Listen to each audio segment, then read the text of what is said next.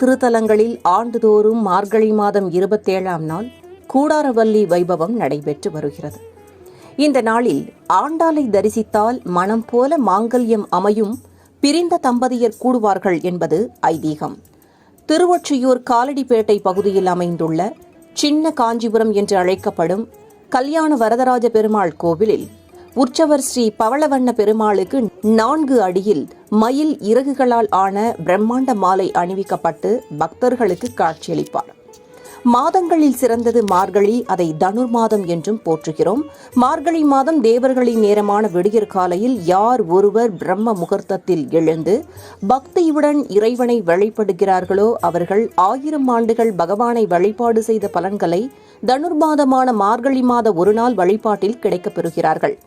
மாதம் முழுவதும் வழிபட்டால் எப்படிப்பட்ட பலன்கள் கிடைக்கும் என்பது கணக்கில் அடங்காது. சிவபார்வதியின் அருளை பெறுவது